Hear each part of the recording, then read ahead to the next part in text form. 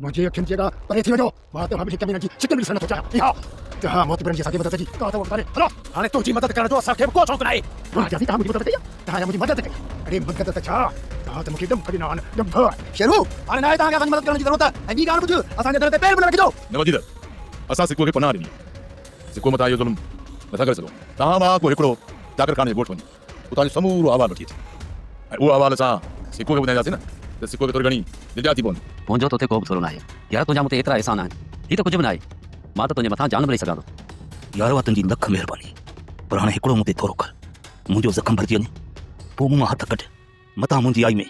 तोखे कुल सां अस्सलाम वालेकुम दोस्तों पंहिंजा वेरी जी न्यू आहे ज़बरदस्त अपडेट खणी हाज़िर थी चुको आहियूं दोस्तों इन खां पहिरीं असांजे चैनल ते न्यू आहे त सब्सक्राइब करे ऑल ते क्लिक कंदा त हलूं था पंहिंजी अपडेट जी तरफ़ तव्हांखे इंतज़ारु कोन था करायूं दोस्तों वीडियो खे मुकमल ॾिसंदा ताकि तव्हांखे सॼी अपडेट सम्झ में अचे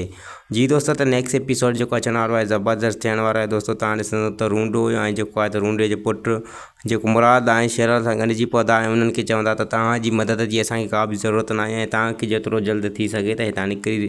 जान छॾायो पेर ड्रायो ऐं असां जेको आहे त तव्हांजी मदद जा मोहताज न आहियूं ऐं न ई वरी तव्हां हिते रही असांजे मथां को थोरो कयो ऐं दोस्तों मां तव्हांखे ॿुधाईंदो हलां त नेक्स्ट एपिसोड में तव्हांखे इहो बि ॾिसण लाइ मिलंदो त अकबर ख़ान जेको आहे त पंहिंजा माण्हू चाकर ख़ान जे ॻोठ में मोकिलींदो ऐं इन जे करे मोकिलींदो त जीअं हू जुवा सवाल लही अचनि जांच संभाल लही अचनि ऐं उहा असां जेका आहे त सिकूअ खे ॿुधायूं त सिकूअ जी दिलि खे आथत ईंदी त जेको आहे त पोयां जेको आहे त एतिरो मसइलो वधियो न आहे पर ख़ैरु आहे थधाइप आहे दोस्तों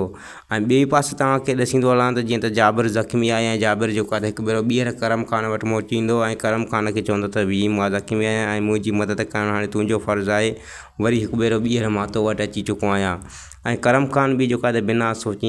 बिना सोचण सम्झण जी जेको आहे त हुनजी मदद कंदो